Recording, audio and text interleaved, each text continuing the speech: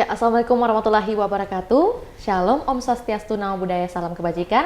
Senang sekali rasanya saya Firna Jeretno dapat kembali berjumpa di hadapan Tribuners. Tentunya dalam program spesial kita hari ini, program Women Talk, suara legislator perempuan di Sulawesi Selatan.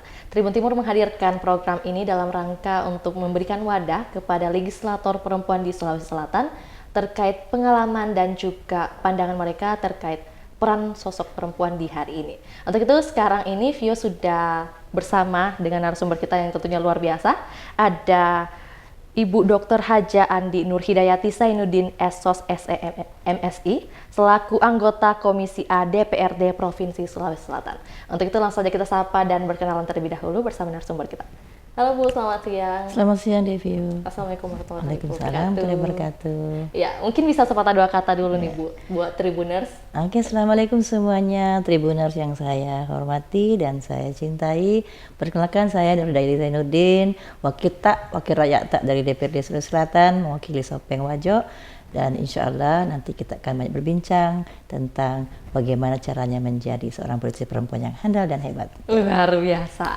Tak sabar rasanya Bu, ingin langsung ini mendengar bagaimana kiat-kiat menjadi sosok politisi perempuan di hari ini ya Bu. Iya benar sekali. Iya, tapi sebelum itu tentu Tribuners juga penasaran nih, Ibu Nur Hidayati punya aktivitas keseharian itu seperti apa saja Bu? Boleh disampaikan? Iya, mau berbicara tentang politik sebenarnya saya dari 2004 ya sudah masuk di partai politik dan saya sebagai ketua partai PDK Kabupaten Sopeng Sulawesi Selatan. Dan sebelumnya saya juga adalah seorang aktivis LSM Pemerhati Perempuan dan Anak. Saya juga adalah seorang pengajar dosen di daerah kami Kabupaten Sopeng. Kebetulan bapak atau suami saya waktu itu adalah menjabat sebagai salah satu eselon 2 di Kabupaten Sopeng, dan saya merasa bahwa saya harus berbuat sesuatu juga di daerah ini. Karena saya waktu itu mau jadi PNS tapi nggak lulus karena bertepatan dengan umur saya yang pas 36 tahun, padahal waktu itu kan hanya 35 tahun maksimal. Jadi suami mengatakan mending kamu jadi wakil rakyat aja, coba-coba. Ya akhirnya alhamdulillah waktu itu saya coba menjadi DPRD Kabupaten Sopeng, duduklah itu periode 2004 sampai 2009 seperti itu. Jadi memang latar belakang untuk menjadi seorang politisi itu memang tidak bisa secara instan ya. Kita membentuk atau membangun branded itu nggak bisa kita langsung secara instan dan serta-merta sudah bisa jadi hebat. Tetapi bagaimana kita melakukan nawaitu yang tulus membantu sesama perempuan, khususnya dalam program pemberdayaan perempuan dan anak di kabupaten secara real dan betul-betul bukan hanya sekedar hanya ingin mendapatkan citra di mata masyarakat, tapi memang kita harus turun ke lapangan kerja di grassroots. Karena itulah sebenarnya yang membuat saya jadi lebih senang di politik ini, karena kemarin pada waktu saya di LSM saya lebih banyak memperhatikan masyarakat di tingkat bawah itu, dan itu terkadang tidak tercover oleh pemerintah daerah kita. Mereka itu hanya melihat saja di atas permukaan atau melakukan membuat satu hal, misalnya aturan-aturan ataupun mensurvei sesuatu yang berdasarkan sesuai dengan hasil yang dilakukan, hanya mengambil persentase yang tidak bisa mewakili keseluruhan daripada permasalahan masyarakat daerah. Inilah saya katakan bahwa memang menjadi seorang perempuan itu harus care, harus banyak menimba ilmu. Nggak perlu sarjana yang sampai hebat, sampai S2, S3. Yang penting belajarlah informal, belajarlah untuk peduli, belajar untuk menerima semua apa permasalahan orang, dan belajar untuk menerima juga kritikan orang. Itu yang penting. Yang itu yang susah, banyak tidak bisa menerima kritikan. Sedangkan saya itu sengaja membangun 7 tahun medsos saya, Andi Nur Hidayati Zainuddin, untuk mendengarkan curhat masyarakat, kritikannya, apapun yang mereka ingin mendapatkan dari wakil rakyatnya. Karena sekali lagi bahwa kita ini adalah wakil, bukan bosnya rakyat. Kita adalah anak buah rakyat, kita adalah wakil rakyat untuk mendengarkan apa yang menjadi keinginan masyarakat, supaya mereka merasa senang, supaya mereka merasa penting dan perlu mempunyai wakil rakyat. Jadi platform sosial media hingga saat ini menjadi wadah Ibu Nur Hidayati sendiri untuk mendengar dan juga menampung aspirasi masyarakat, benar. Seperti itu Bu? Iya, sudah alhamdulillah hampir 2 periode saya di provinsi itu yang saya lakukan. Karena kalau mau ketemu setiap hari seperti kan agak repot.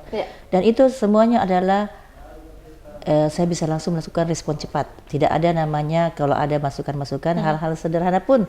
Contoh misalnya, Bu Dewan saya mau potong pohon, tebang pohon, ini kita jalan provinsi. Oh iya, dalam waktu 2 hari selesai. Jadi mereka merasa terbantukan. Bu Dewan, ini ada lubang, di daerah ini, contoh misalnya, di daerah ini, kebetulan dapil saya Sopeng Wajo, betul sih kecil tapi sempat saya jatuh dari motor Bu Dewan. Hal-hal sederhana gitu aja, bukan yang nggak usah besar-besar dulu ya. Oh iya siap, 2 hari kemudian dikerja. Kenapa? Karena saya punya pengalaman di Komisi D bidang infrastruktur jembatan pengairan, dan saya menganggap teman-teman mitra kami di komisi itu adalah sebagai betul-betul teman sharing, bukan menganggap bahwa kita ada lebih di atas mereka. Itu saya yang penting, bagaimana membangun sinergi, bagaimana membangun chemistry sehingga kita bisa enak ngobrol, enak meminta tolong kepada OPD agar mereka juga bisa bekerja dengan cepat. Seperti itu. Akhirnya mereka merasa bahwa ada atau gunanya wakil rakyat kita ya. Ada juga saya yang mungkin yang sementara jealous atau apa tonji itu cuma jalan kecil. Akhirnya dia, bukan saya yang klarifikasi, sesama teman-teman dari Facebook yang klarifikasi mengatakan bukan soal kecil atau besar, tapi siapa yang mau peduli, siapa yang tidak peduli. Itu yang terjadi. Karena kadang-kala banyak masukan yang diberikan ya begitu, realisasinya kan juga cepat atau lambat ya, kadang tidak diperhitungkan begitu. Makanya, dan saya yakin dari 85 anggota DPRD Sulsel cuma saya intens medsos saya, kan saya kelola dengan baik. Silakan dibuka, Adik Nurhidayati Zainuddin, surhatnya kepada Nur Hidayati. Itu dikelola sendiri, Bu? Iya, kami punya medsos sendiri, tim media sendiri, karena bagi saya masyarakat itu kadang malu, kadang nggak menyampaikan. Bahkan sekarang ini kebetulan ke depan nanti rencana kalau Tuhan mengizinkan saya mau naik kelas, saya sudah mulai membuka ruang untuk 9 kabupaten yang tempat nanti Sulsel 2 kami. Mudah-mudahan, jadi mereka sudah mulai melakukan interaksi dan merasa bahwa penting untuk mempunyai wakil rakyat yang bisa diajak komunikasi. Bukan yang bisa memberikan apa-apa, tapi yang bisa gampang untuk berikan komunikasi, karena namanya masalah tidak akan pernah selesai sampai akhir hayat kita. Dan yang pasti kerja nyata ya, Bu? Kerja nyata, silakan di cross check saja, karena rekam jejak tidak akan pernah bohong. Betul. Ibu, dengan segudang kesibukan yang dijalani setiap harinya, dan tentunya juga aktif di sosial media, bahkan mungkin bolak-balik dapil, begitu kan pastinya. Bagaimana Bu menyeimbangi dengan kehidupan pribadi Ibu, keluarga, bersama keluarga, bersama politik? Iya, jadi alhamdulillah sebenarnya sih saya bersyukur karena anak kan sudah pada besar. Yang penting sebenarnya support keluarga adalah segala-galanya, karena kalau keluarga tidak mendukung, adrenalin kita justru akan down. Ya seperti itu. Jadi mudah-mudahan, jadi intinya adalah komunikasi itu nggak harus selalu hadir kita di tengah-tengah, tapi bagaimana perhatian kita.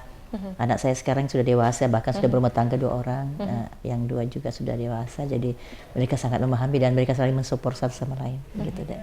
Ya, Ibu, sebenarnya alasan pribadi Ibu begitu dalam hati, dari dalam lubuk hati, mengapa ingin menjadi anggota DPRD, Bu? Ingin membantu. Saya ingin membantu masyarakat kita, ingin bantu perempuan dan anak, karena yang begitu paham tentang persoalan perempuan dan anak cuma perempuan sendiri. Betul. Itu pun perempuan dari 85 anggota DPRD Sulsel ini ada 24 orang perempuan, gak semua paham. Bukan nggak peduli, gak paham. Ya.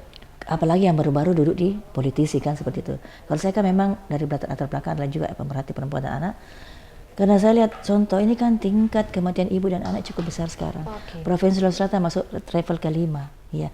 Nah, kalau bahkan ramperda-ramperda yang kami perjuangkan alhamdulillah sudah ada sekarang dan sudah masuki tahap naskah akademik dan sudah selesai, yaitu bagaimana caranya memperhatikan tentang kesehatan ibu dan anak ini.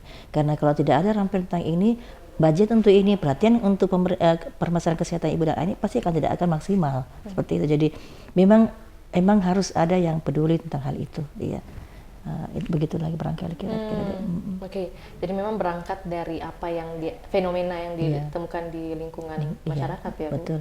Jadi memang kita harus banyak melihat, banyak memahami, dan nggak boleh putus asa gitu. Karena memang sih terkadang kita melakukan satu upaya, seperti contoh misalnya tentang peduli guru dan siswa ya, karena kan rata-rata ini karena undang-undang perlindungan anak ini guru sekarang tidak bisa lagi memukul anak. Ketika guru memukul anak langsung tiba-tiba dilaporkan secara hukum. Padahal membuat undang-undang itu bukan berarti hanya mau dilakukan tanding antara guru dan siswa, tapi bagaimana bersanding, bagaimana saling menyayangi, saling menghormati satu sama lain. Dan ini orang tua jangan terlalu banyak mengganggu di sekolah seperti contoh seperti itu. Jadi bagaimana memberikan semua ruang, bagaimana memberikan semua mereka semuanya itu tempat untuk mereka melakukan flashback bahwa oh tugas saya sebagai seorang ibu apa ya, oh tugas saya sebagai seorang ayah apa ya, sebagai seorang guru apa. Jangan tugasnya seorang guru kamu lebih hebat daripada seorang guru.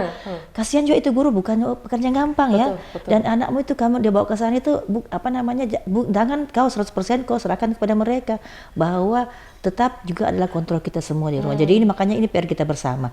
Kan baru-baru terjadi kalau tidak salah bulan lalu anak membunuh anak, itu kan ngeri.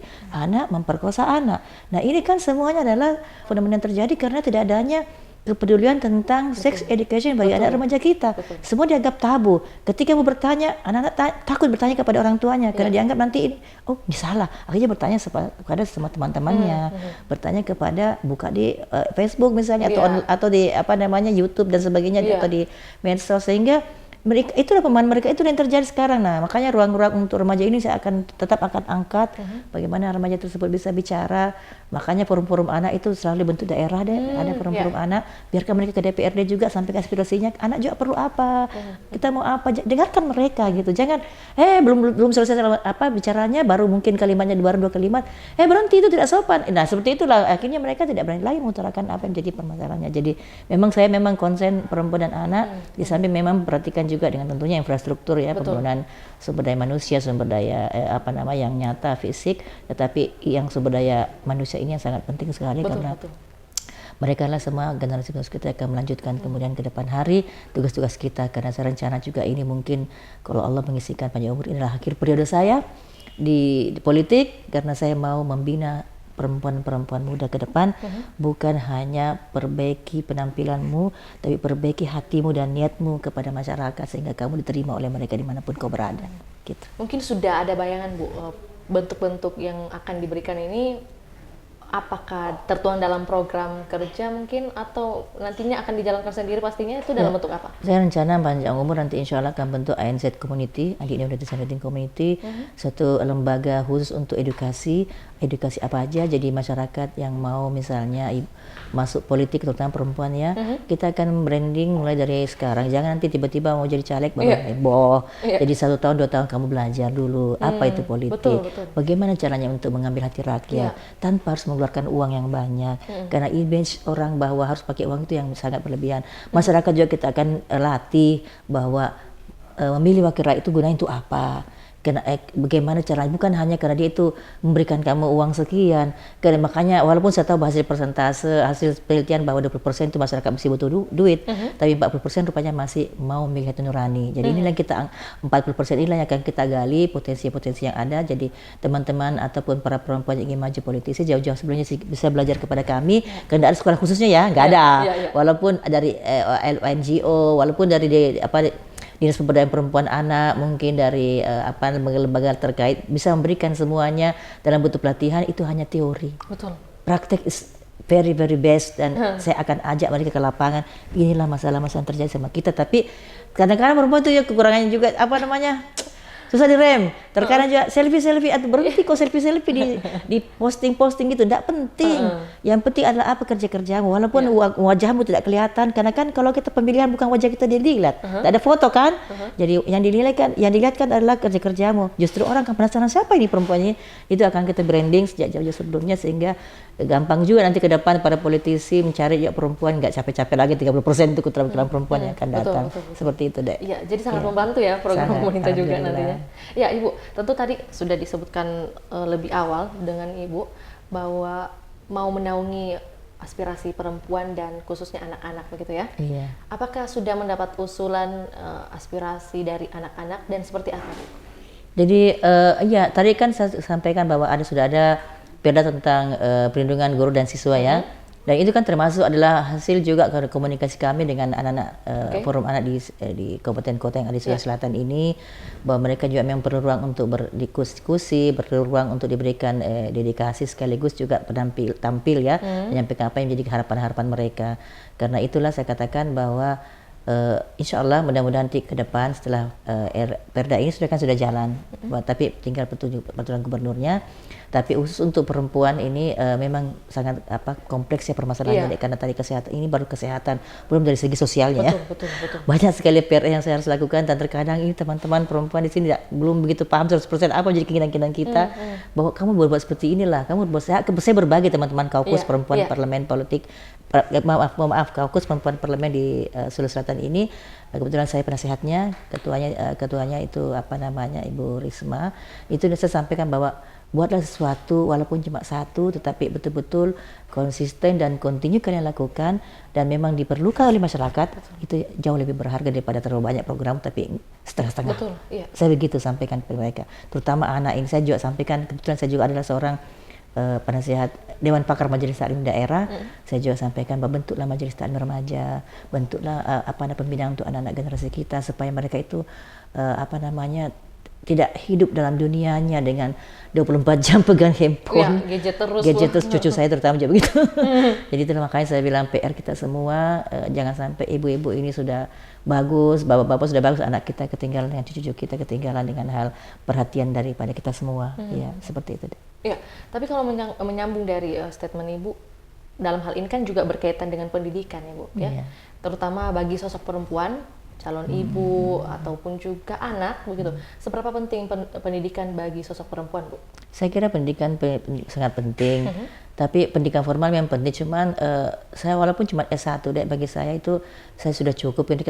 Misalnya kalau kita bicara tentang untuk ke depan jadi wakil rakyat, SMA kan sudah bisa ya. Yang penting adalah pendidikan non formal yang lebih banyak lakukan, banyak ikut berorganisasi, banyak ikut banyak membaca literasi yang bisa menambah pemahaman kita tentang politik, tentang sosial, tentang apa, dan banyak turun ke lapangan.